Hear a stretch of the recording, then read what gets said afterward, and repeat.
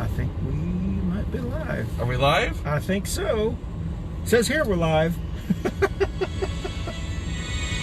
We are live. Got a little Queen going there.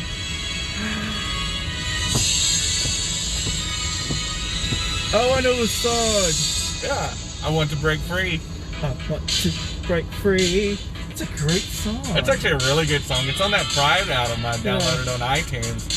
Yeah. Good morning, everybody. I wanted to play a little Freddie Mercury there, a little Queen. I want to break free to start off the show. Hi, this is Two Queers in a Truck, and I'm Jenny-Jaymes Gunn, and my co-host. I'm Christian Cano. How are you? Hello, everybody. We seem a little disjointed today. Even the first show, the Coffee and Pandelse, is like we all seemed a little off. I don't know if it's because people are staying up late watching the DNC. all the DNC coverage, and of course right after that we're going to have the RNC. And are you going to watch that? I haven't watched any of the DNC. I'm going to be honest, I watched a few clips of the DNC, but I've been so busy. I've started a new project this week. I'm training about 2 hours a day. In fact, I'm about to listen to the recording today because the live training's going on right now. Oh, okay. But I can watch I can listen to the recorded training later on. They're very flexible, but it's been busy. It's a busy week for me, and it's a transitional week going from some of what I was doing before and kind of idling that and going into this new project. And in fact, I'm going to write about it more later this week once I've gotten through the training. But it's just been a crazy week and a very emotional week. People are, I read on Facebook and I look at, I follow Governor Cooper, our governor of North Carolina's page on Facebook, and I read some of the comments and how nasty they talk about our governor, and even if you don't agree with him, if you're a Republican or a conservative or a religious right-winger, it's not the easiest job to do when we are in, I would say, normal times, or we're in the middle of a pandemic and they're tearing this guy down, and he's done, I think, a above average job. We are one of the top 10 states in the United States as far as flattening the curve right now. We've done a lot better than our neighbors. I mean, South Carolina, Tennessee, Florida, the states in the southeast region of the United States, most of them have failed miserably. Yeah, but we also have to, and Jenny, you know this because there are people. If you look at the demographics of these individuals that are saying these things and doing these things on social media, especially Facebook, because these are generally people between the ages of 40 to 65. They have a lot of time on their hands right now. They're not very happy. I think a person's... There are people that don't have the social media's maturity to understand there are certain things you shouldn't say and certain things you say when you... I don't know how to... But they just don't have any manners. No, they don't. Some of them are so angry that a Democrat is the governor of... They're just angry people. If it wasn't Governor Cooper, it'd be their husband, it'd be their wife, it'd be their kids, it'd be black people, it'd be gay people. These are just very angry people. Oh yeah, well I've had them lash out at me too. When I post on there and say, hey, that's not true, or they start lying about COVID numbers and stuff like that. Then I say, that's not true. That they go, hardly anybody goes to the hospital around. I go, no, because I can use Mecklenburg County numbers, for example, and 21% of the people that have tested positive for COVID in Mecklenburg County have required hospitalization. There's no debating that. In fact, if anything, the percentage is actually higher, because the only thing they may be correct on is that some people are testing positive more than once. Because they're going into doing multiple tests just to double check the test. Well, if that's true, then the percentage of people going to the hospital because of it, if the amount of people is twice as high, that means the percentage of people getting hospitalized of it is actually higher. Well, and so the truth is, this is a more deadly disease than first reported, and and most importantly, it is a pandemic. let's just end this conversation that it's manufactured, that it's fake news. Well, too many people have gotten it. Too many people have died of it. But I do think, from a strategic standpoint, because a lot of times you and I talk about this, from a political strategic standpoint, it's not scientific. But if you look at the social media postings over the last month, and we will see it probably for another month, you can see the panic of these Trump supporters. They know. They are in a panic mode. They're like their backs up against the wall. They're like a cat who's been thrown in water. Yeah. And so, all right. So we're gonna go. We're gonna start driving. This is Two Queers in a Truck, and we're gonna drive down Providence Road to the Waverly area. Is that right? Yeah, it's a brand new area of Charlotte. It's actually the biggest Harris Teeter in the chain is in there. It's actually bigger than the Tajma Teeter in the area that we live in. And it actually is a grocery store that has a full-blown bar in it. No. Which several of the Harris Teeters have it, but this one has a really big, elaborate one. And before COVID, it had a ton of different hot food bars. It was brand new when I first moved to town. So my 2-year anniversary is next month in Charlotte, North Carolina. And they had been open for a month when I'd moved here. And they were just opening up, and most of Waverly was still under construction when I moved here too. Yeah, that area has grown so fast just within the last couple of years. It's almost too fast for me. I'm more of a slow roll. Yeah, slow kind of roll. I don't like change a lot too quickly. You are a creature of habit. So speaking of that, we want to talk about a couple of things. First of all, let's talk about our fill-in for Jeff Stephen, our Libertarian candidate. So for the last couple of shows, when we go around the coffee show, and we say introduce yourself and introduce your your imaginary button, he always says something about medical thing. I think I don't really understand what he's saying. Well, his platform, because he is running for governor of North Carolina under the Libertarian ticket, and he is talking about removing barriers that the government has in place to bring down the costs of healthcare. And of course, and I'm not going to speak for the Libertarian Party. I'm a Democrat, registered Democrat, and but Libertarian philosophy is get the government, not necessarily no government, but get the government out of the way of the private enterprise. They believe in competition. They believe in choice. They want government out of social issues like, if you want to transition, you should be able to transition, things of that nature.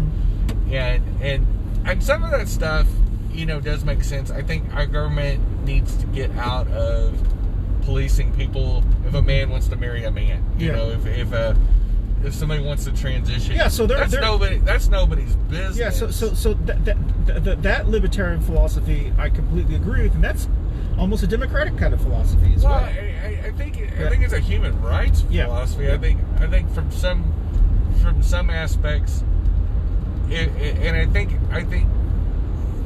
libertarianism tends to be rooted in an overwordy intellectual world that's so theoretical, and not in a cruel way. And not in a cruel way.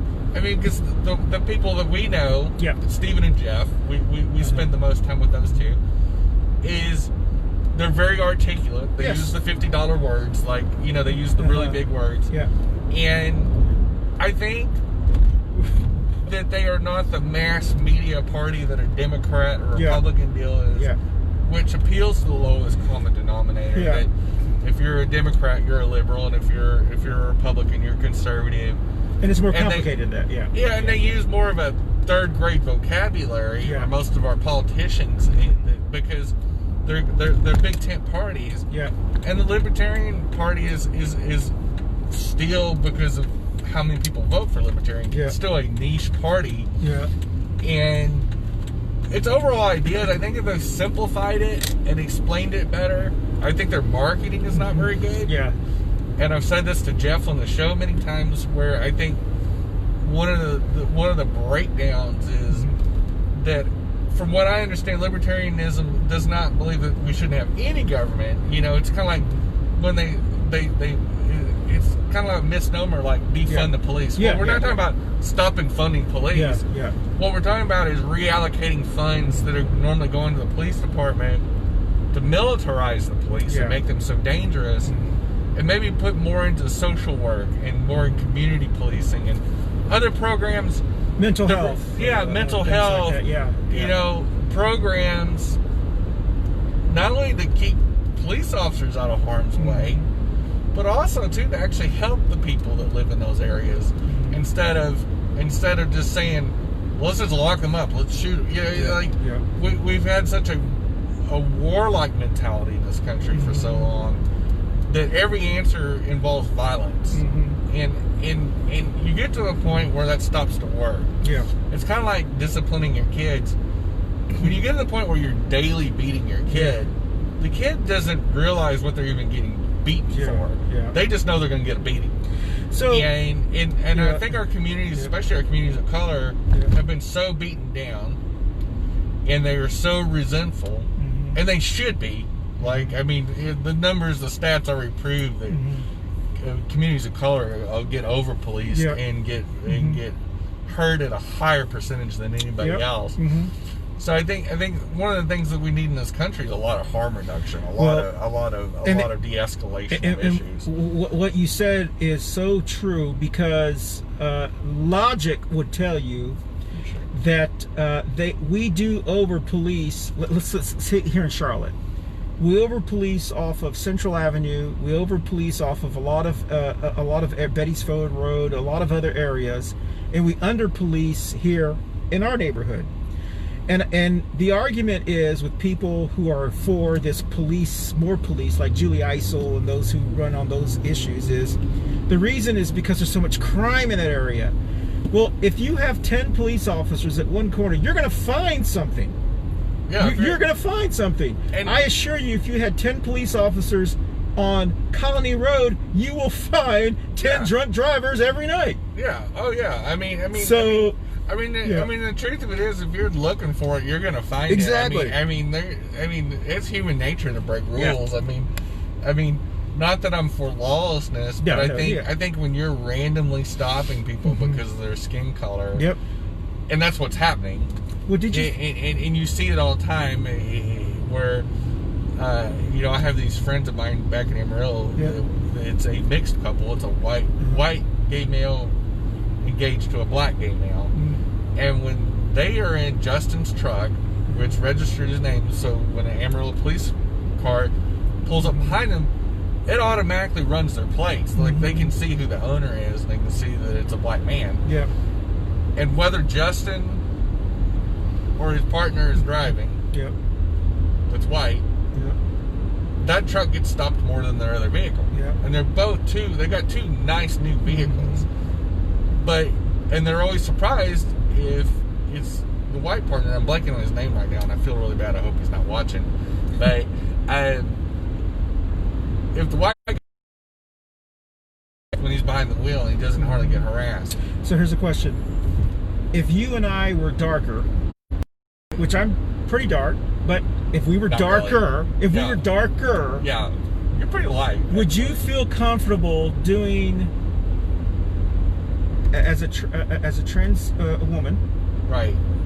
If I was a person of color, if you were a darker trans person of color and I were a darker gay man, would you feel comfortable doing two queers in a truck in other sections of town? No, I wouldn't. I just thought of that. I think just us like this with the masks on driving around. I think if we were in other sections and we were really dark, there would be some police officer that I'd be nervous in this part of town, because this is a predominantly white South Charlotte area. We're driving through. We're on Providence Road right now, which is, if you're not from Charlotte or you're not watching from Charlotte, it's one of our major arteries of our city. I've been living in the South most of my life. I can tell you that I would not want to be a person of color living in the South. The reason, and especially in neighborhoods that are predominantly Anglo or white or Caucasian. The reason I say you stand out. Yeah, the reason I say that, and not to be it's kind of humorous, but it's more nervous humor. The reason I say that is because, you know, what's his name? He has a late night show. He's from England, and he does the karaoke in the car driving around with. I forgot his name, but anyway, he's always with someone, and they're in the back, and they're all singing, driving around. Right. And I always think to myself, they're driving around Hollywood or whatever, you know, or wherever they filmed that, and they're having a great time. You know, if it was a black late night show host with some black people driving around singing, they would have been pulled over a couple of times during the filming of that. Well, I mean, the truth is, and you can slice it and dice it any way you want. Yeah. But if you, especially for black people, you know, black indigenous people of color, we should test that. Is being white or being fair-skinned like yourself, even though you're a person of color, you're a very fair-skinned person. Yeah, and we both get that white passing privilege. Yes. We're both fairly articulate. We're both we both know our rights. Yeah. We know how to navigate spaces. Like when we go to events, we don't get stares. Yes. We get stares for other reasons. Yeah. Maybe because we're kooks and we're both queer. I mean, I get stares for different reasons, but I kind of bring that on myself too. You know, because of the way I dress. But the truth is, I don't have to worry about that because of my skin color. I have that privilege. I have that white privilege, and quite frankly, you know, the old school. There was this professor, and I'm blank on her name, and she's a brilliant professor. But she stood in front of a class and asked all the white people in that classroom, that college classroom, would you change places with black people? And nobody would. And the truth is, and I've had some white people say, "Oh yeah, I would in a heartbeat." And they get all these extra special rights. I'm like, what? Like what? Dying young?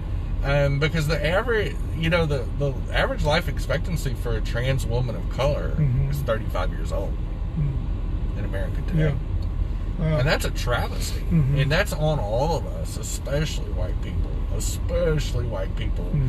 That we have to do better when the average death age, the life expectancy for a trans woman of color is 35 years of age.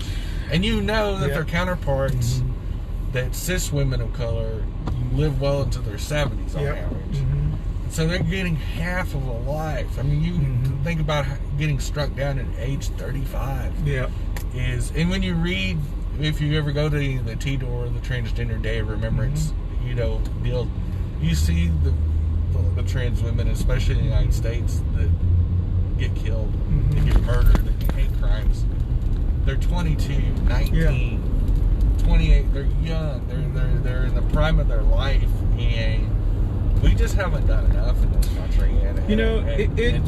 You said something the last Two Queers in a Truck show that I thought about this weekend, and what you said is when you transitioned to a woman, and I'm paraphrasing, maybe you can correct me how you said it, but it really impacted me because you said it was not lost on me, I don't know if that's the words you used, but that I still had the white privilege. Whereas there are people who transition and they've lost any privilege they had before. Well, even though it's, you know, you trans women especially, you know, giving up that male privilege, even as a person of color, they're you know, our society is definitely patriarchal. It's definitely male oriented in many ways. And when I gave that up, you know, that was a step back. I did just a lot. You know, there's a lot of advantage to being a white male in this country, and but I still was white. You know, I never had to give up my whiteness. I never had to give up the family that I came from. This is the reason I wanted to talk about this, because I wanted to kind of bleed into what we were going to talk about as far as just me, for an example, financially seems to be we've been better off with when Republicans were president, which I don't think has anything to do with the president. No, I don't. But it's just but it's interesting how people identify their successes and failures with the president, because it doesn't really have anything to do with the president. Well, I think you also got to define, and this is where it gets confusing. Yeah. That anecdotally, some families have done better under Trump versus Obama. Yeah. But we also have to remember, Trump inherited a rock star economy. It's not. It takes tanked over COVID. It takes a while to get yourself in a position where you can benefit from certain things. Whereas, Obama walked into the Great Recession and a two-front war. Yes. You probably want to turn right or left, because we're about to get real country real fast. Oh, okay. I mean, we don't have to, but we can drive through. We can drive through both of these sections. Yep. They're both really pretty. Yep. But I digress. But we also have to compare and contrast. Yeah. Obama spent most of his first term putting out the bushfires. Yes. You know, literally, like the economy. We were still in Afghanistan. We were still in Iraq. We were neck deep in a lot of trouble when Obama became the president in January of 2009. Trump didn't walk into any of that. Like our economy was killing it. Revenue for the federal government was killing it. Everything was. He walked into a very trouble-free country compared to what Obama inherited from Bush. And he screwed it up. and he's derailed it. Yeah. By basically saying, I'm going to throw out as much as I can that Obama did. Yeah. For no rhyme or reason. Other than he's just a spiteful person. A pandemic playbook. So the reason I wanted to talk about that was because what you said was very important for people to hear, and especially in here is really pretty too. Like, maybe we'll see something. I mean, we're the only ones that can see it. Yeah, that's right. Yeah, everybody watching us, all y'all can see is our two old bobbleheads moving around and left. Look at all this construction. All this is brand new. So we're going to see the actual, the brand new, huge. Like it almost seems like when you, and this is my favorite grocery store in the Harris Teeter chain. It's so big it feels like you're shopping in a football stadium. Oh wow! It's just, you get your exercises. Where do they park? You go to the right. Oh, okay. But this shopping center is really pretty. It's got all these like Roman columns. And some of it looks almost like the Parthenon. I mean, like that building over there is like it's really ornate. So it's almost like a little town center kind of. Yeah, it is. I mean, this is called Ray Farms, and then across the street is Waverly. Yeah. But it is just a few minutes where I used to live before I moved. Moved to your neck of the woods in Charlotte. But that's the Harris Teeter right there. Oh, okay. And then there's like restaurants, and there's a dance studio here that teaches little kids how to dance. See, this is too. Just for me, this is too. This is brand new. Yeah. All this was being built when I moved here in September 2018. In fact, a lot of these businesses weren't even here. Yeah. These were mostly empty buildings. Yeah. Except for the Harris Teeter, and a couple of these businesses just were opening up when I moved here just 2 years ago. Yeah. So Duckworth's wasn't here. Like, they were just building these buildings. These were empty buildings or were in partial construction. But really cute though, this dance school. So they do their stuff under tents over here. Yeah, which I think is so adorable. Because they just didn't want to do indoor classes for the safety of the students. But I think it's a fabulous idea. I'm like, you know, all these, and if you take a right here, we can actually take this road, go straight to the light, and we'll go right into Waverly, which has got all these like little fountains and little play areas, and it's super cute. But one of the so the reason I was going to say that was because there was a time, even though I think we've kind of passed that time, late 90s, maybe even early 90s, late 90s, maybe even early 2000s. There was a time where people were using the word preference, sexual preference. Yeah. And it was like it was a choice. Yes, because there was this thinking that your life, you chose that lifestyle. They referred to it as a lifestyle, the gay lifestyle. And it took a lot of correcting people to say, why would I? So basically, what you're telling someone, if you're saying that to someone, is you're saying that I realize, or as you said, the privilege that you had as a white male in America. Right. So for you to give that up only can mean two things. It means that you think that I hate myself so much that I want to put myself through things, Right. or that I love myself so much that I want to be who I, how I was born, so to speak. Well, Does that make sense? yeah, What I'm saying? anybody in the LGBT community, Yeah. knows this already, but Yeah. for the people that aren't, that watch this show, Yeah. is that we're programmed from birth with a sexual identity and a gender identity. Now, it doesn't always match up to what society thinks we should be. Like, all cis men should marry women and have relations with women. Are we going and all to- that? Yeah, we're going straight. Right. We're going forward. Yeah. We're never going to go straight, but we'll go forward. We're going gay forward. Yeah, we're going gay forward. That's right. Yeah. March on. That's right.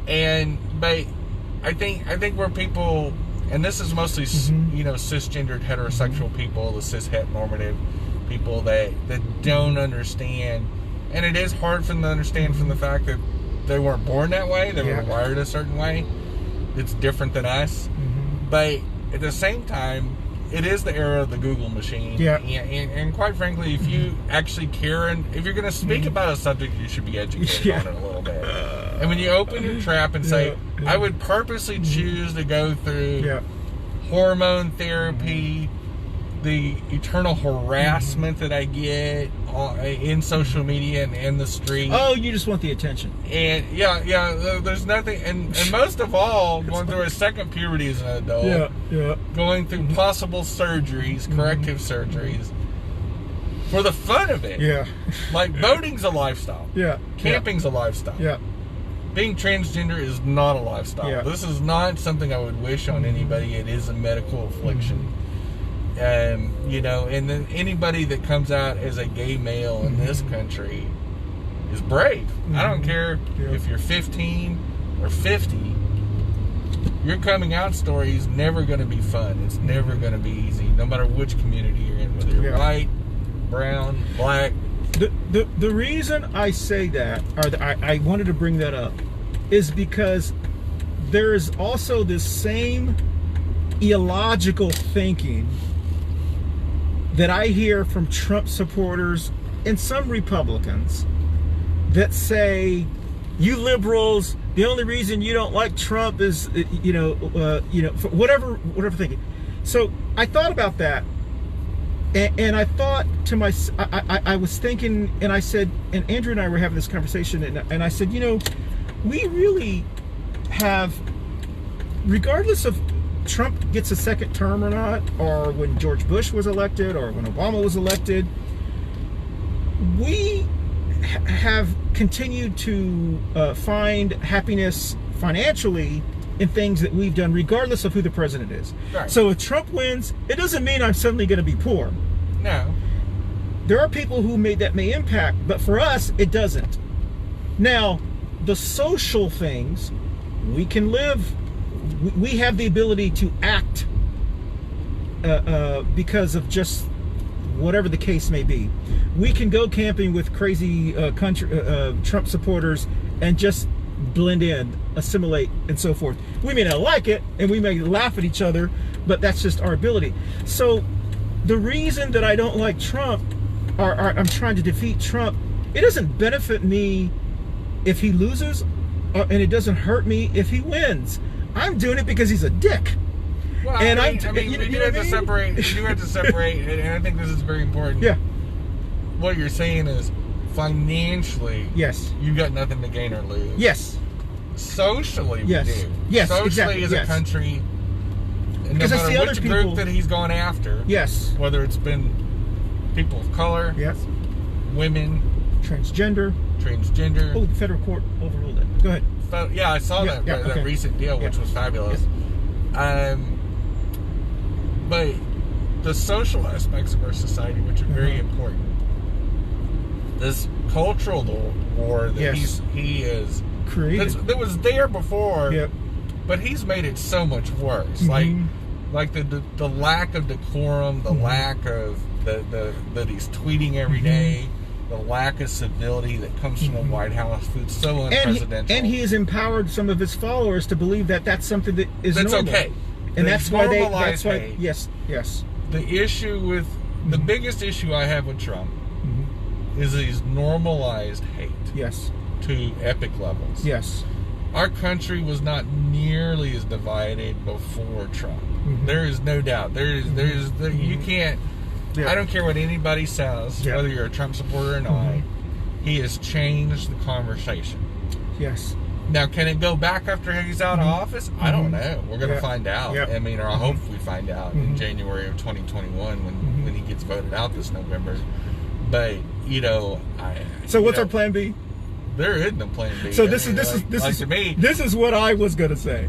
I was going to say the same way that Jenny said that it's the Republicans that are going to defeat Trump, and which is why, from a strategic standpoint, we've been doing everything we can to damage his brand and make Republicans leave him. Well, even it's crazy. This is how crazy of times we live in as far as news media. Yeah. The report that came out about the Senate committee that looked into the Russian tapping. They're Republican. And the Republican, it was a Republican-led committee in the Senate. Yeah. Said, Paul Manafort's guilty of using Russians to tamper with our elections. Yep. Mm-hmm. And I'm like, this was Trump's campaign manager at the time. And I'm like, holy crap, that's not even a big deal. Yeah. And you would think that would make huge news, but there's so much going on. So what I was going to say, the plan B is those of us, if he does win, which I strongly going to do everything we can to make sure it doesn't happen, and we need to continue. Yeah. But if he does win, I'm just going to sit back and watch his own party take him out. Well, and I think that's what's going to happen. Because someone will take him out. It won't be us. And there is a debate. I've read several articles on this about Republicans that are going to attempt to run for president after he's out of office that are anti-Trump or they're not Trump fans, and they, because he's hijacked the party. Yep. He's definitely taken it in a direction. Well, they've always been going in this direction. Yeah. But he's amplified it. The Republican Party. Do you know what I mean by taking him out? Yeah. Okay. I didn't want to say the words, but I'm not trying to be facetious. But I'm saying is that there's going to be some crazy evangelical Christian who is going to take him out to give Pence the presidency. Well, I don't know about that. I think honestly, that's my conspiracy. I hope not. Or it'll be some Russian poison. Nothing good can come of that. No, I know. That could set us back in a lot of different ways. But the reason I'm saying that is that it's not us that's going to do the damage. No. His own party. Is exact. That's what I'm trying to say. There's a ton of people that he's hurt in the Republican Party. Yes. And he's coerced people. He's threatened people. A McCain, or he diminished a war hero like McCain. Yeah. I don't have to be a Republican to appreciate what McCain did for this country. Exactly. Yeah. McCain was a very brave man. Yes. A great senator for many years from Arizona. And he's a good guy. He was a good guy. He passed away. And the way, that's such a childish thing. He didn't even go to the funeral. Yeah. So petty. And he's a sitting president. He's a dick. From the same party of a long-time serving senator that was an example of a good man. I don't have anything personally against McCain whatsoever. But hold that thought. Did you see that girl cutting the grass? Yeah. Okay. It looked like she was probably a high school girl. Right. So her mama put her to work. Well, my parents put me to work. We did a lot of yard work. And I made my kids do chores too when they lived at home. That's what I was trying to say. As far as if you want to give me a kid, I could find something for them to do. Oh yeah, there's always something to do. Exactly. To me, and I think most parents do that. I think you have to give your kids a certain amount of chores. One, because eventually they're going to have to do it for themselves. Yes, eventually the whole idea to raise them is that eventually they move out. Yeah. And they go live out on their own, and you want them to be well-adjusted adults. And so giving them chores and teaching them how to cook, clean, do the stuff for themselves, because what if they go off to college? Yes. 500 miles away or 1,000 miles away. You want them to be functioning young adults. Exactly. You don't want to be total imbeciles. Teaching responsibility and so forth. And also, I'm a firm believer. Like when I tell my kids to clean up the room, and they did, and they're like, "You can't afford me." Yeah. Like, if I come in here, I'm going to charge you a lot of money to clean your room. You don't want this maid service. Yeah. Mm-hmm. And they're like quickly screaming like they didn't have any money to take away. But in their kids' mind, they're like, well, crap. Well, if I have the potential of having money, then my parents are going to take my money because they cleaned my room instead of me. I've said this several times on our show. I've said that not everyone should be parents. No, that's definitely not everybody should be president. Trump's right. proven that. So this theory that everyone can grow up and be a president, that's not true, because there's some people that should not be president. No. Now, the Constitution said everyone has the right to be president, right? Yeah, if they make certain stipulations, like there's a certain age. Yeah, certain age, whatever. There's a minimum age. But you have to be born here, that sort of thing. But kind of like not everyone has the right to have a business. It's a privilege. Yeah, but owning a business is a privilege. Yeah, it's a privilege. You have to apply for licensure. Exactly. You have to figure out what kind of business you want to be. Hopefully be a good corporate community citizen as well. Yeah, I mean, to me, the being a social entrepreneur is somebody that's socially conscious. Yeah.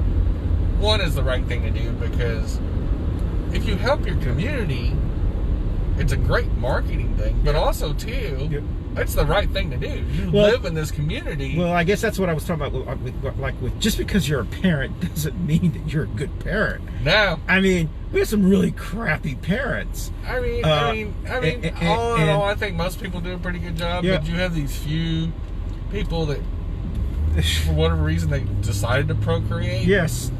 And it's unfortunate. And it's not. It's not a monopoly with any certain ethnicity or race or religion. In all of our communities, there are people that we look at and go, you should not be a parent. I know. I've got people who have anger issues. I've known people who can't be patient. That have, in social circles, it's like, we're thinking about having kids, and you're like, ooh, I wouldn't trust you with a toaster. Exactly. It's like, I wouldn't trust you to start a fire in a fire pit. Like, or what did that congressperson say to Betsy DeVos? I wouldn't trust you with my kids. No, DeVos is a horrible human being. Yeah.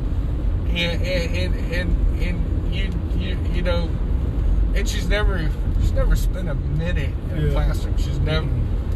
I think she's the first education teacher that's never been a principal, a superintendent, or an educator in the history of the education department. So it's kind of like making you the lead chef and you've never cooked a day in your life. And that's all. Literally, like, she doesn't understand the education system at all, and she is the Secretary of Education for our country. But that is really all. But she bought that spot. Yes, but that's something we're going to look back in the history books that on the Trump presidency. Just the crazy people that he's put in position, from a postmaster general, that have absolutely no experience and should not be in these positions. And or his son-in-law. We don't even know what his son-in-law really does.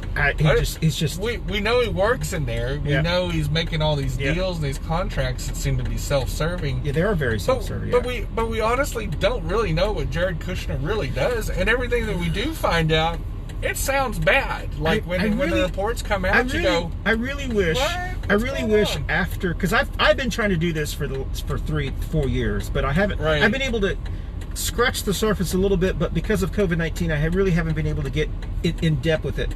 I really hope that after this election, when Trump loses, that we have the ability to deprogram. Or, how like when they catch these spies and they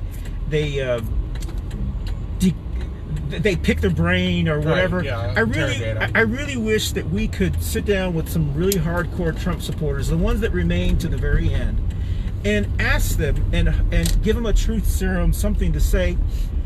You knew this was all going on. You knew the craziness of his family and the craziness of all the crazy stuff he's doing, and you still supported him. Yeah, but I got an answer for that. Okay, go ahead. I think it was the same way with Nixon. Okay. Is that they believe that the ends justify the means. Okay. That we've turned into a country of communists and Yeah. promoting homosexuality. Because I've heard that on some social media, that our rights have been taken away. And the queers have got all the special rights. Yeah. And all these really crazy... The elitists, the liberals, all that kind of stuff. Conspiracy theories that we're selling everything out to China. And we've got such an anti-Chinese deal, which I was surprised because Trump and the NRA take marching orders from the Russians. But, you know, we're not afraid of the Chinese communists, but we're not afraid of the Russian communists. Mm-hmm. Yeah. Well, they're not communists anymore, but Putin's basically running the country like a communist nation. Yeah, and he's definitely a dictator. He's well abused the Russian people, and I think what's hilarious is how they just overlook all the improprieties. Yep. All the things that have been proven in these testimonies, and the only thing that I can say is they believe that whatever he does in the long run justifies it. So do you think we will be able to deprogram them and I think it won't matter. Yeah, I think they're kooks regardless of who's the president. I just think they've been empowered now. I think you'll see less of them. Because they'll go back under the rock. They won't have their cheerleader in chief saying, go ahead and do this, go ahead and act like an idiot. Yeah. Is that you'll have a president in Biden that's just going to say, this is what we're going to do. Yes. This is what we got to tackle. Yeah. I think Biden's going to be a very pragmatic president. Yeah. I think he's going to have to be. I don't even think he has a choice on what he can or cannot be. Like, I don't think. Hi, I'm just going to do the drive-through, please. I'm sorry. Yeah, and I think, I literally don't think that there's going to be. You can just leave that taped up on your mirror, and if you want to back up, you can go into the second lane and pull around these two. Oh, okay. Thank you. I literally don't think that. I think Biden's presidency has already been decided for him. Like, I think he's going to have so much to tackle, just like the first term of Obama. Yeah. You saw more of the social aspect of it, and saw more of the other stuff that Obama worked on in his second term. Because the first term was dominated by war and by economics. And just trying to fix the crap. Yeah. 2009, 2010 was pure chaos. I mean, as far as economic and war. Like, in 2011, of course, we captured and killed bin Laden, and that seemed to calm the war stuff down. His presidency was almost over by 2011. Yeah. Like the first term was. Like, so the majority of Obama's, and I think Biden's walking the same thing. Like, Trump has deployed troops all around the planet. He's really expanded how many countries we're in over 80 countries right now, occupying and more. We've already had conflicts with Iran, including recently boarding one of the Iranian tankers heading to Venezuela. I think Biden's going to spend most of that term. It's going to take some time to straighten out all the crap. And I think one of the big issues is going to be COVID. I mean, I think that's going to be, no matter what anybody says and whatever the Russians say, they developed some vaccine that nobody knows anything about, and it hasn't been proven to even work. I really think a widespread or a huge vaccination cure is 2022. Yeah. Like, nobody's backed off that that's date. what I think so also. I don't think 2021 is going to be much different than 2020. Yep. People can believe what they want. That's kind of what I was kind of. People think they're going to go back to rock concerts and football games I just next year. can't see how that's going to. I think we all want to believe that we can go back to doing what we did in 2019. I think we're setting people up for failure. Yeah. And that's kind of what I wanted to say about the schools as well, but I didn't.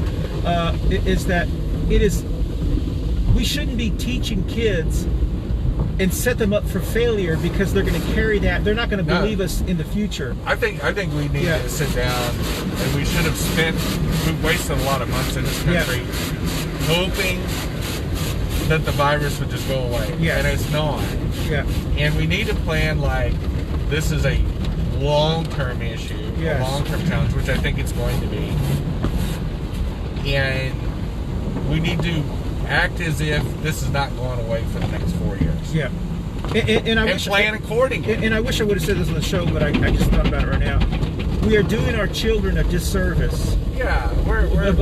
By teaching them unrealistic and setting up for failure. Because we don't know.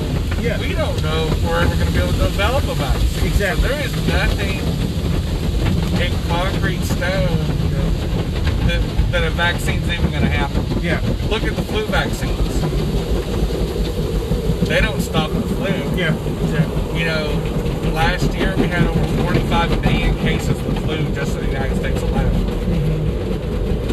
I personally think COVID's going to be that same way. I think a vaccine's just going to maybe give people a false sense of security. What we're going to find out is that even with the vaccine, we're still going to social distance, we're still going to wear a mask. I mean, they have flu vaccines in China and they still wear masks. So, I think this is our new normal. I think stringing this out and saying, oh, we're going to get this herd immunity, this vaccine's all going to be over, and we're going to have this Hollywood ending. I'm going, no, we've changed forever. There was pre-COVID and post-COVID, just like AD and BC, like before Christ and after Christ. And I think this right now is marking our society for the next century. I truly believe, just like the New Deal marked the 20th century, I think the COVID and the Green New Deal is going to forever decide that we have to choose sustainability and infrastructure over these fly-by-night plans. And we have to become a long-term planning nation. There's not a cavalry coming. Well, there is no rescue coming. And I think that's why we are doing... And I've been saying this for months. Back in March and April, I kept saying, we might not have a vaccine for this. And the vaccine may only partially work. Which means if it only partially works, and or you can never get rid of COVID, or COVID you can catch more than once. Either way, like the scientists are mixed on whether you just keep getting the same COVID, it just flares up like the shingles does. Or you get it and you can be reinfected. But either way, that means, just like the flu, you can get the flu more than once. You can get the flu more than once in the same season. Because there's so many strands of it, and COVID's that same way. Well, I think this is forever changing the planet. I give that. I give that. That's kind of what my concern is. I think the days of our 50,000 in-person rock concerts and football games and I think big they're gathering, over for. I think they're over. And I think, and that's what's really concerning to me is that children that are growing up, even though I don't have kids, I am concerned about children who are going to grow up not trusting what adults say because they have come through this and their parents are saying it's going to be okay, go back to school, everything's going to be okay, everything's going to be happy. There are times you have to sit your kids down and you have to be realistic. You have to say this is what's going on. But that again starts at the top. So just like our bodies, we die from. Everybody dies ultimately of brain death. So you die from the head down, not the toes up. There's no brains in the toes. There's definitely none in our genitals. And I tell people that all the time about my gender identity. I'm going, so is gender identity in my brains or in my genitals? So my genitals, my plumbing, do not decide what my gender is. Last time I checked, because I would have made a lot of different decisions if there was brains in my genitals. I can just tell you that over my sexual history. But anyway, I think you have to have leadership, not just the president, but our national Congress too. It's in trickling down to our governors and our state houses. We've got to all sit down and say we've got to be big boys and girls. And that's what's so depressing about these college kids. These college kids. But I think one point further, I think we need to take the CEOs of the top 500 Yep. companies Mm-hmm. and have a 1 week long convention Yep. and say, let's figure this stuff out. That's what I was trying Let's to say. figure this Exactly. stuff out. Yes. Let's be smart. Yep. Let's work smart, not hard. Let's work together. Let's depoliticize this COVID thing. And I think that was the hope that not just Trump supporters had, but I think there were people who maybe didn't support, like I didn't vote for Trump, but there was this small part of me that did hope that because he was a businessman, that he would bring business people together and they could reach. But that was part of the scam. Yeah, First it of all, was he's not exactly. really a businessman. He's not exactly. He's a trust fund baby. Exactly. So exactly. let's get his real history right. Yeah. He is not a businessman. He is not a self-made beast. But there are still Trump people, supporters who believe $250 million, a quarter of $1 billion. So he started his business career with 9 figures in the bank. And he bankrupted so many other casinos. So let's be realistic. Yeah. Let's not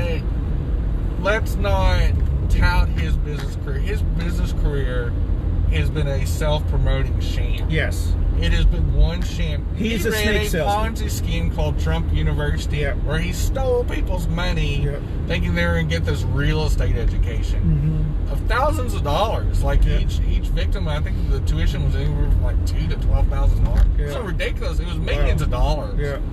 That he was found guilty in a civil court of doing this in a federal court. Yep. So he is a scam artist. We've got a president that ran a fake university. I guess that's why he loves the word fake, because he's done it for so long. Okay, so back to what we talked about earlier. We all know this. We see this. We know this. How do we? I'm going to be interested to hear the diehard Trump supporters who are panicking right now on social media and just really trying to trigger people. Quiet. I think they just. I think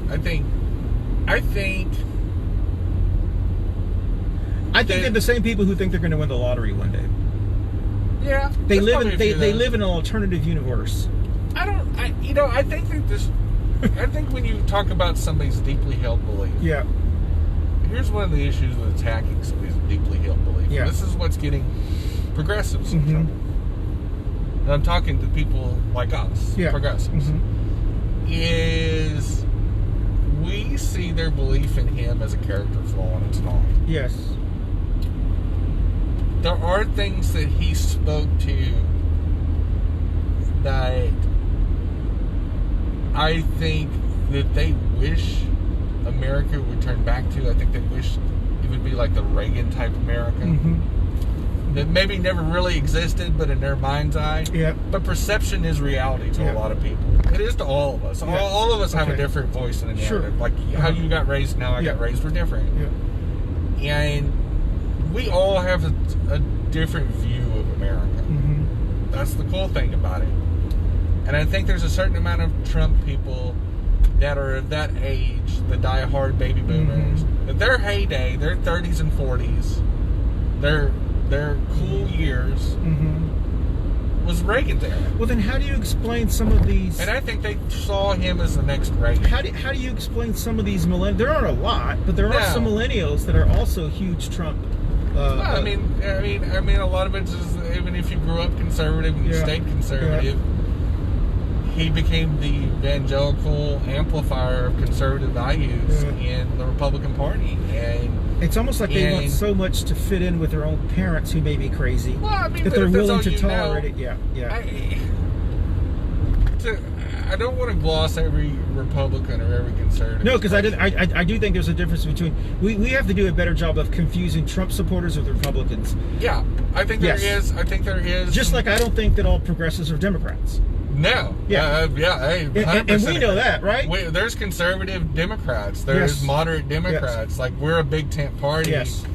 And I think all the voices need to be heard, except for the ones that espouse any bigotry on either party, any party, any political party. As long as somebody is not espousing bigotry or discrimination, I think their voices should be heard. I think the only time you shut those down is the moment they say, well, we need to segregate schools, or, we can't trust those Mexicans, that sort of thing. that kind of hate needs to go away. Yeah. And that is the kind of brand that Trump promotes. Yes. It's like when he referred to that federal judge on the Trump University case, for example, he referred to him as that Mexican judge. Exactly. And he evoked his race, and I'm like, what is his job as a judge? And this is when he was presidential candidate, Trump, espousing racism.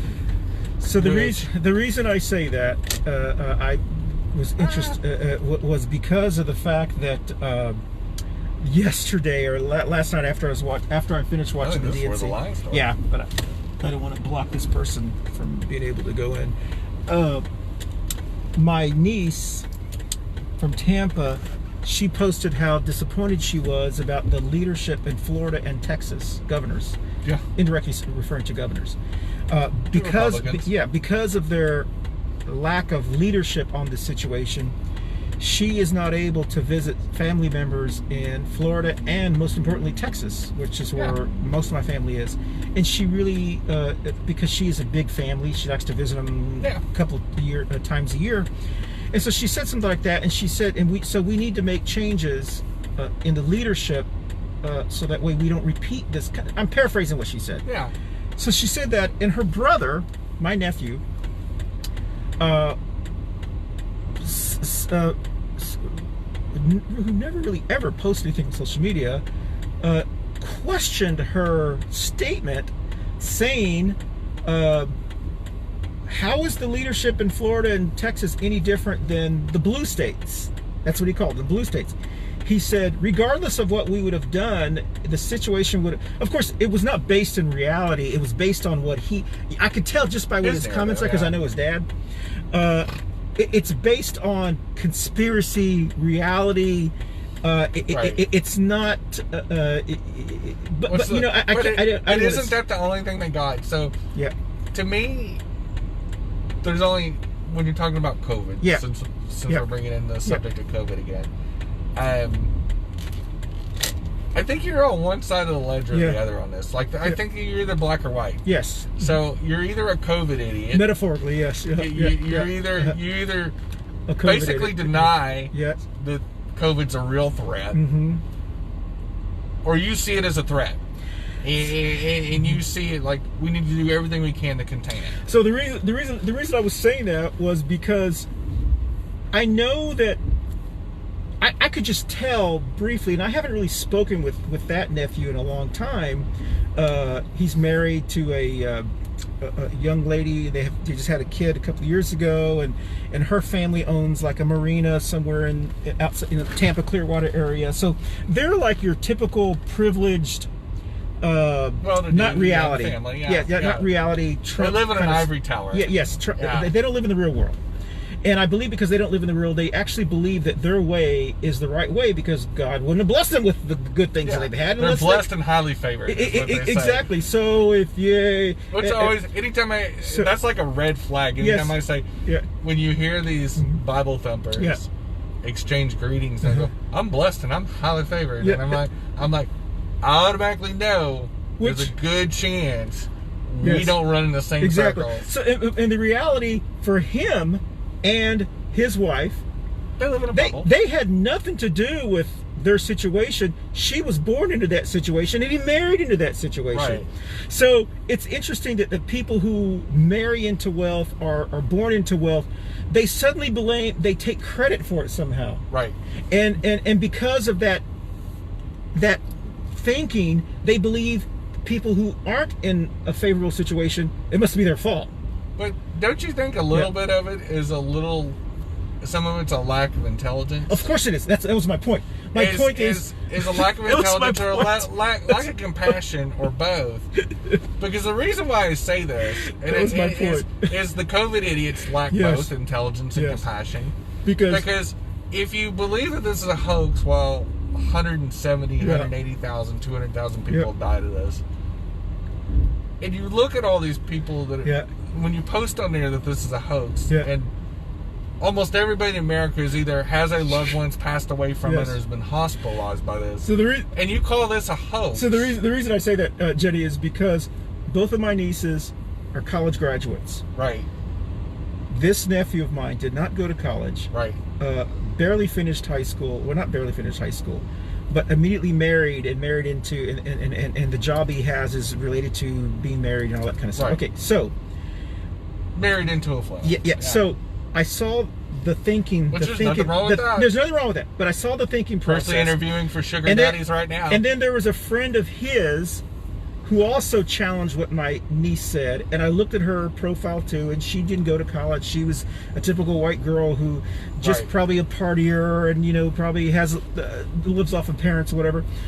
I wanted to say something really bougie like, "You are some stupid ass people," but that creates the divide between But- liberal elitists and another group. They think that. But and this is the thing, Yeah, and go ahead. I think, and I do think it comes from the top. So Yeah. was social media this contentious 4 years ago when Trump was not president? No, in it was not. 2016? And in our dialogue in general, was our nation, as far as a people's concerned, our Yeah. society concerned, this angry? I don't think they were. And you have to blame the person that's stirring the pot Yeah. the most, which is Donald J. Trump. Yeah. And he has been like a dog with a bone. Look at them. Yeah. Like, you need to go around. Mm-hmm. Go around, They're bro. not going to. Yeah, they are. Watch. They're going to pull right into there. No. You need to go around. We've Yep. all been in line. Like this you one need to too. go around. See? That's horseshit. Did you remember this happened last time? Yeah. They need to put pylons on. Yeah. Okay. I'm sorry. No. Because we had to go all the way around. Oh, I know. We've like been in line dumbasses. forever. We haven't even gotten an order, and these people just weasel right in. Yeah. And but I think when you have somebody that is constantly tweeting, constantly stirring the pot, that's being very presidential, very undignified, and you when you have that great power, you do have a responsibility to be the calm in the storm. And we saw that with Obama. Yes. We saw that with W. His speech on the grounds of the of the 9/11 bombing and all that. How powerful his words were, and even though W was made fun of as being non-articulate, his words that day were very comforting. Whether you agree with his response or not, which his response was terrible. Getting us into a multi-decade This person's war. gonna do the exact same. I don't really blame them because once one person does it, they think that's what they're doing. But anyway, It's still weird. Yeah. And they know that the line starts back there. I mean, common sense will tell you that. So this is what I'm saying. I hope what comes of this Trump experiment, because it's almost an experiment, and we've experimented with someone like Trump. The science experiment. I hope that we will finally come to the conclusion that not everyone has that moral ability that we want a person in office to. We assume when you come to office that you will rise to the occasion. But you got to start out with a certain level of compassion and Exactly. intelligence. And so I do think you that either got it or you don't. yes, I do think that that's a question that we start asking because Republicans have gotten away with it for so long that certain ones, certain ones. But then you have someone like McCain or someone who reminds us that not every Republican's like this. But I do think that as a general population that we have to start remembering we experimented with someone who we thought would rise to the occasion. And I think we have to go back to that old saying, at least for a while, when someone shows you who they are, that is who they are. Right. And so when we have people, we knew that when he was running. No, too. exactly. I mean, But we there knew was he had moral. But there was this issues. naivety in us that we really believed. I think there were people who believe, and I think people will say that we just assumed that he would rise like everyone else, that he would rise to the occasion. But I think that thinking is so immature. But I think he also appealed to the lowest common denominator in the conservative movement, and he said, "I'm going to make America great again." And we're going to, which in itself is racist because that's under the assumption that we were great before when we had segregation, and or that somehow we were not great. That when those brown and black people started and gay people, they made us ungreat. Yeah, no matter how you, It came from a space of bigotry. Yeah, it did. A lack of compassion, a lack of intelligence, a lack of understanding of what this country really is. And I think that's what gets anybody in trouble, whether it's bathroom Dan Bishop. and I was thinking about this the other day because I came out and started my transition the same year North Carolina passed the bathroom bill, which started the fire that began in 2017 in Texas when they tried to do the same thing that North Carolina did the year before. In fact, they based their bill on North Carolina's bill. Yeah. It was very eerily similar. It was named something different. They called it the Women's Privacy Act in Texas, which basically implied that I'm not a woman. Yeah. And so you set off this firestorm of hijinks and chicanery by the conservatives, and so you. What can I get for you? Hi, can I get a McDouble, a McChicken, a 6-piece McNugget? What's your sauce? No sauce, please. A small fry, a basket of fries, a large Diet Coke, and a large unsweet iced tea. All right, $11.89. Thank you. Thank you. And, you know, again, a bathroom bill against the transgender community, for example, lacks compassion and intelligence. I think every time for a black person's right to vote, if you're a citizen of the United States, no matter what your skin color or ethnicity is, you should be able to vote. Yes. If you're above 18. No matter what. Like, you shouldn't need an ID, you shouldn't need any gatekeeping, there shouldn't need to do a test on if you know all 50 states' names. You should, like, the Constitution says if you're above 18, you should be able to vote. Yeah. That's it. It doesn't matter if you've served time, it doesn't matter if you've served in the military. Like, you shouldn't need an extra level deal. The only thing you should do is you be a citizen. Yep. No matter how you got there, whether you got naturalized or you were born here or whatever, and you're above 18. That should be your only, deal. And so everybody, the moment they turn 18, should automatically be registered to vote. Yep. We have a little system called the Social Security number system. The moment we turn 18, and that little system, we should boom. Everybody in that system. I know we've talked about this before, but I do think the millennials are going to move this country forward on those kind of issues. I do think because it's just logical. And in these discussions, these are wedge issues. Yeah. Everybody should be registered to vote. Yeah, that makes. I mean, it's just no matter where you live, whether you live in a prison, whether you live in South Carolina, and whoever or gets Alaska. the most, and whoever gets the most vote wins. Yeah. How about that? Really think simple about that. deals. Where we get into trouble is when we start trying to making sure the right people. Exactly. Because the right people go to school here. Hey, I've been the Democratic precinct chair. My Democratic precinct chair. Discretion's got us in trouble. Yeah. My Democratic precinct chair didn't want us to do voter registration in some areas because she was afraid we'd get too many Republicans. Yeah. Yeah. So we are just as bad. We are just as bad. Which is bizarre because who is good? It doesn't even matter. Exactly. Like that's what gets us in trouble is when we start deciding and gatekeeping. Yeah. And we see that in the trans community too, where you're not trans enough if you don't do these surgeries or you don't, and people start gatekeeping and start saying this is what defines you and this is what doesn't. I'm sorry, ma'am? No, thank you. And we start trying to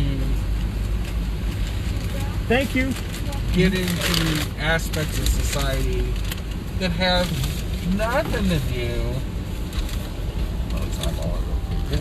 That's good. I never trust him at all. I know. They screw up orders all the time, but I think that's where we get in trouble. A lot of things and that's what's gotten Trump in trouble. When you think about the stuff that he's done, whether he's tweeted about something or he's actually done something, like the transgender in the military in 2017, where He was trying to reverse a 10-year policy of the military to make sure that transgender people can openly serve. But they've studied it. But this started in the Bush administration. And what a lot of people don't understand is that started before Obama became president. Yeah. As they started studying it, making sure that they had protocols, because they're like, we don't want to kick them out. They want to serve. There's 14,000 transgender people. At least there was in 2017. And I know you said they're the largest employer. The largest single employer of trans people in the United States. And which 14,000 amongst 1.4 million. Well, we don't need our taxes paying for their stuff. Well, yeah, I don't want to pay for your Viagra either, so you shut the fuck up. You know, like my answer is like I don't appreciate Medicare paying for people's, knee replacement or hip replacement. Because you didn't take care of yourself and you eat like a slob, so you got diabetes. Yeah. You got type 2 diabetes because you drank too much beer. I earned that. I worked my whole life. But you didn't. I worked my whole life until I got put on disability and my Social Security. Nobody earns federal benefits. Exactly. They are paid for by the public. Because you can never afford them yourself. Because here's one of the most important things. Yeah. We should be our neighbor's keeper. Yes. We should help our neighbors. I just don't want those neighbors. That's exactly, that was my whole point. Exactly. Those people. Exactly. The moment we start saying those people, and we start othering people, or you people, you people lack compassion and intelligence. You people are always asking for something for free. Yeah, you never work for. I worked my whole life at my daddy's farm, and I worked my whole life, and I raised a family, and I did all. I don't know why you people always have to do this. By the way, can I get my free coupons for my? Yeah, and meanwhile, their adult children, they've got 5 kids. Exactly.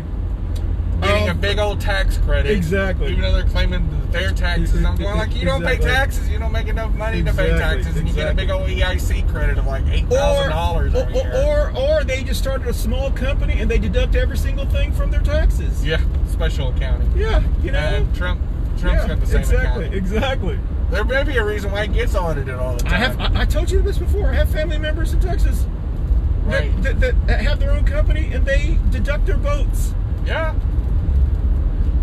You know? I mean, but the reality is, the moment you apply any issue whatsoever, whether it's COVID, whether it is segregation, no matter what the social ill is, the challenge, the moment you go from a space of lacking compassion and intelligent decisions, that's where we get in trouble. Yes. No matter which party it is, whether it's the Democratic Party or Republican, because Democrats have got a bad history about segregation too in the South.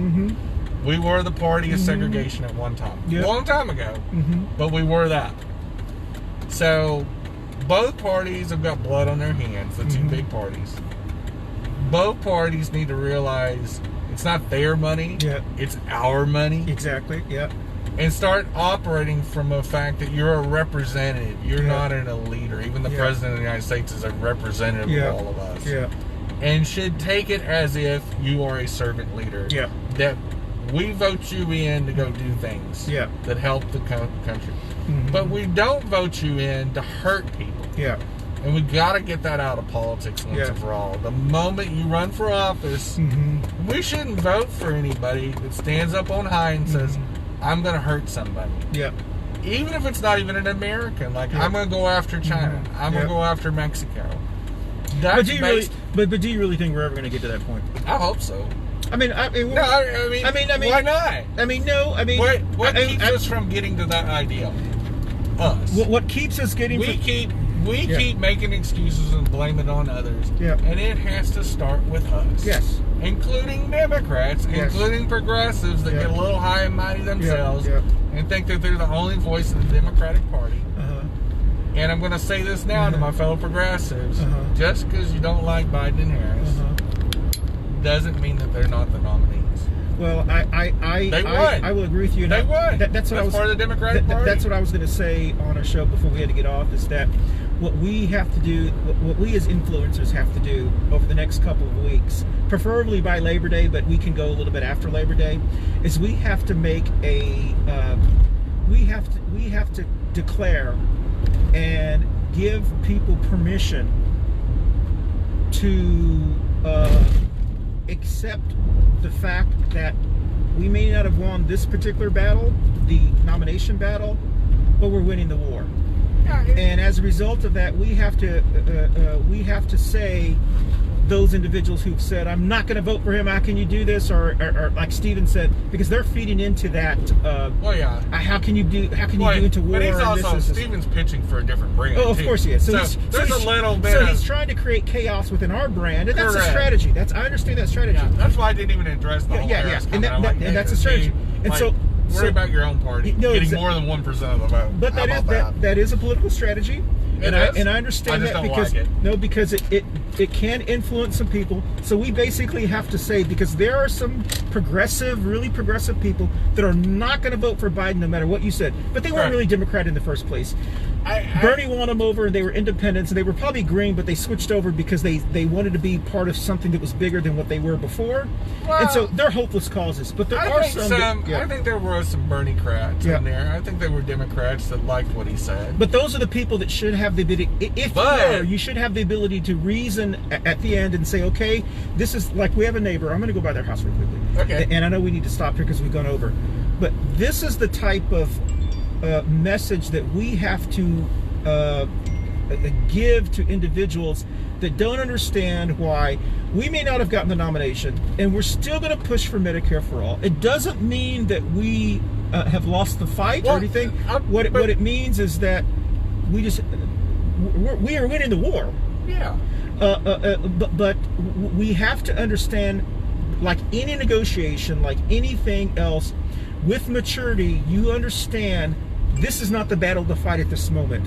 We can't even have this conversation if Trump gets elected again. Right. But we can continue the conversation if Biden and Harris win the election. Well, I mean, and that's exactly what I was going to say, is that I would say a President Biden would entertain a discussion of Medicare for all. Yes. And we know that Trump is a hard no. Yeah. We know that that's not going to happen. Yes. So whatever your hot issue is, whether it's the Green New Deal, the issue, or Medicare for all. So specifically with Democrats and the Warren followers, the two most contentious groups that claim that they're progressive. Yeah. So if you're a progressive, you want progress. Biden is progress over Trump. I don't think there's a debate on that. We already saw what he was like as vice president. We had 8 years of Obama-Biden. I wouldn't mind 4 more years of Biden-Harris. Yeah. I would rather have that than Trump-Pence. Yes. And I know that Obama and Biden, you know, they're the ones that started Obamacare. Yes. Like, I mean, which was the steps to take us towards a cohesive national plan. Yeah. Like, that's the forerunner for Medicare for all. Yeah. And I think that started that discussion. I mean, that was a big, hotly contested thing in his first term. If you watched the DNC event last night, they had this guy who's with Be a Hero, which is a huge Medicare for all thing, and he had a video, he gave a thing. It was a very big moment for Medicare for all, because basically what he was saying was that he was supporting Biden, and basically he was saying in a very mature way, we have a better chance of passing this with Biden because we just have to convince him. We have to educate him on the data, and that's really what it's about. Who would have thought? But really, see, that's a little bit of a misnomer. Yeah. We also have to win the Senate. Yes. And we have to make sure that the Congress takes up the issue. So Medicare for all has a lot of challenges to it, but it starts with the Congress. Yes. But then we also have to have a president that, even if they're not a proponent for it. I want you to take a picture of these two here. Okay. This is where we need to get to, and this is what we can. I do love that.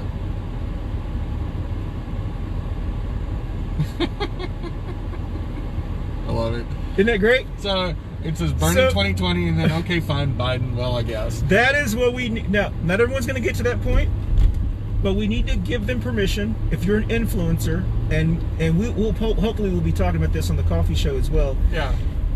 Influencers, regardless of how we feel, yes, Biden was not my choice. Harris is not my choice. Well, but this is the choice. This is the decisions that we have to make. But I think that's with any party. There was a lot of people in the Republican Party that were never Trumpers. Yeah. But by the time the election happened, they voted for Trump. Yeah. And the same way with Hillary, there was some never Hillary people that eventually voted for her. In fact, she got the majority of the vote. And won the popular vote. Yeah. Still didn't become president. Yeah. But I think with Biden, after all the never Biden, never Harris people settle down and calm themselves a little bit, and realize we've got better chances with Biden than we do with Trump. But the way that this is what I was going to say, like just for us, right? You and I, and any other influencer, the way to win these progressives over is to shame them. No. Is to let them feel comfortable to come back into our. We have to give them permission to give up. It's hard. It's hard for people to do that. Well, and there's this weird thing that went on in 2016 and a little bit here in 2020. Yeah.